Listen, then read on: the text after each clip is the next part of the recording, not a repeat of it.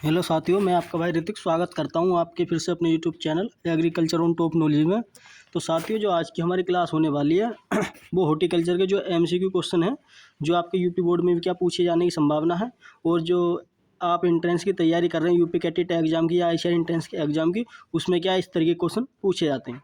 ठीक है, तो अब से जो है मैं हर संडे को जो भी मतलब क्लास कराऊँगा अब, तो उसमें क्या है एग्रीकल्चर के जितने भी सब्जेक्ट हैं उनके एमसीक्यू लाने की क्या कोशिश करूंगा। ठीक है, तो आज हम इस क्लास में जो है 15 एमसीक्यू देखने वाले हैं।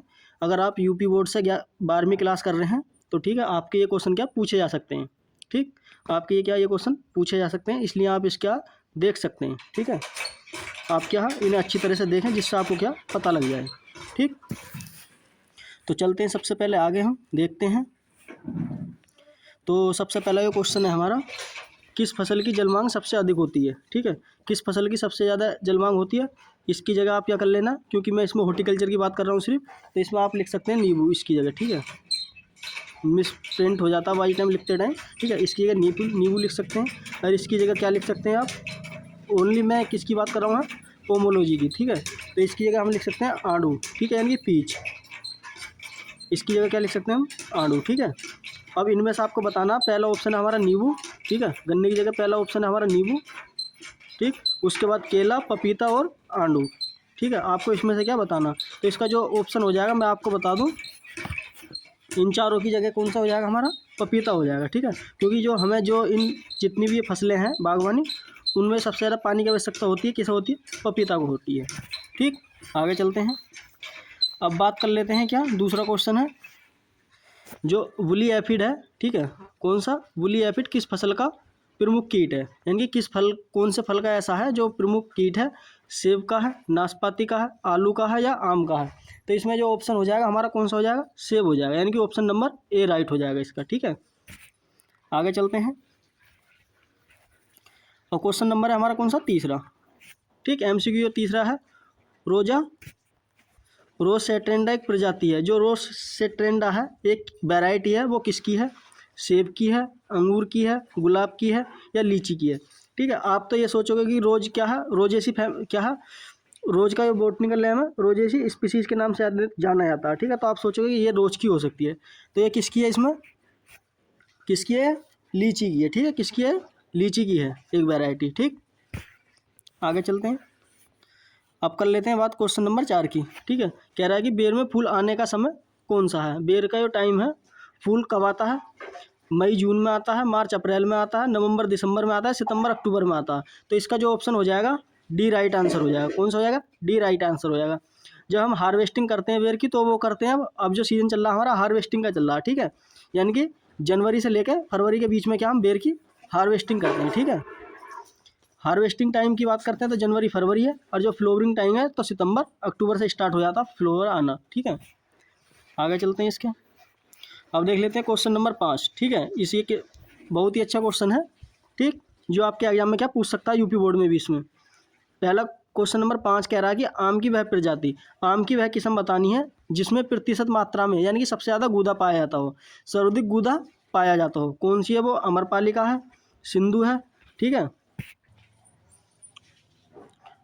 अमरपाली का है या सिंधु है, बम्बिकाई है या मल्लिका है। ठीक है, ये 4 ऑप्शन दे रखे हैं, तो इसमें जो ऑप्शन हो जाएगा हमारा कौन सा हो जाएगा, मैं आपको बता दूं कौन सा हो जाएगा इसमें, सिंधु। ठीक है, जो हमारी ये बी ऑप्शन है ये क्या हो जाएगा हमारा, राइट हो जाएगा। सिंधु जो है उसमें क्या सबसे ज़्यादा क्या गूदा पाया जाता है, आम की एक ऐसी वैरायटी है जिसमें क्या सबसे ज़्यादा गूदा पाया जाता है। ठीक, आगे चलते हैं, क्वेश्चन नंबर अब 6 देखते हैं।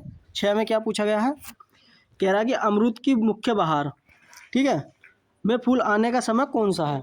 अमरूद की कितनी बहार आती हैं, 3 आती हैं। ठीक है, अम्बे बहार, मृग बहार और हस्त बहार। ठीक है, तो इसमें पूछ रहा है मुख्य बहार है अमरूद की वो कौन सी है, और उसमें क्या कब फूल आता है। तो उसकी बात कर लेते हैं, फरवरी मार्च में आता है, जून जुलाई में आता है, नवंबर दिसंबर में आता है, सितंबर अक्टूबर में आता है। तो इसमें जो ऑप्शन हो जाएगा हमारा कौन सा हो जाएगा, बी हो जाएगा, यानी कि जून जुलाई में आती है। ठीक है, ये क्वेश्चन जो बहुत ही इंपॉर्टेंट है, आप इस तरीके से क्या देखें।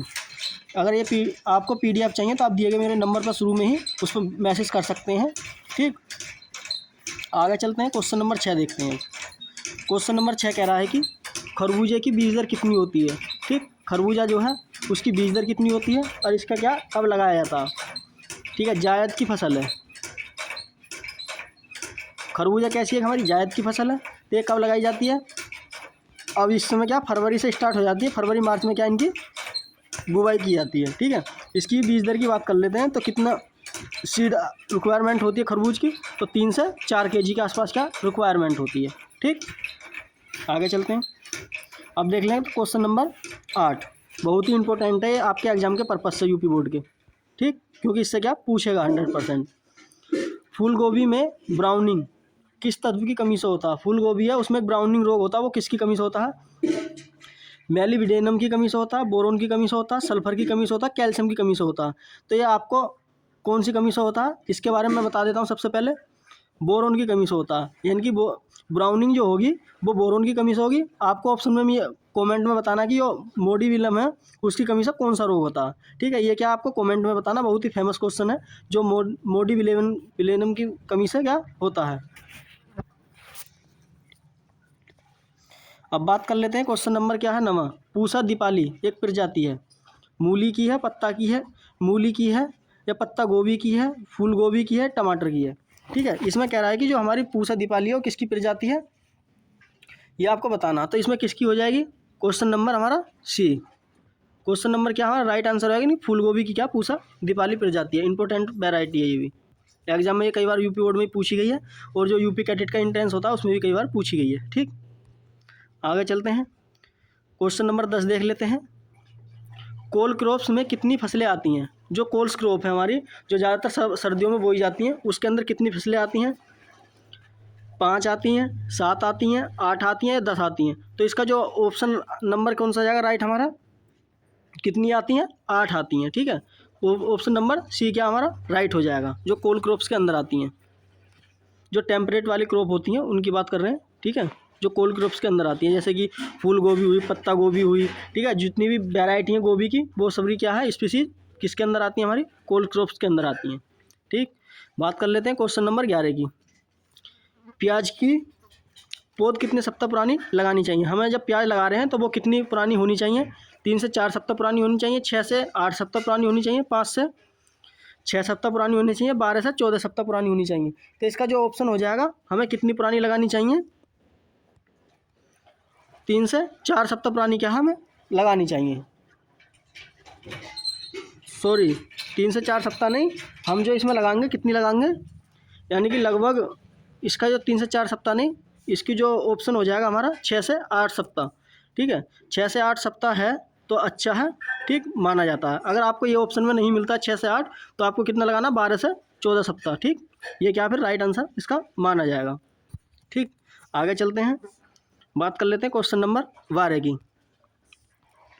जो जायद भिंडी की बीज दर होती है, भिंडी हम कितने प्रकार से बोते हैं, 2 में बोते हैं। ठीक है, जायद में भी बोते हैं, और जी हम क्या बरसात के सीजन में भी बोते हैं। ठीक, ये क्या है 3 तरीके से क्या इसकी बुवाई की जाती है। तो इसमें पूछ रहा है जायद वाली है, इंपॉर्टेंट है ये पॉइंट।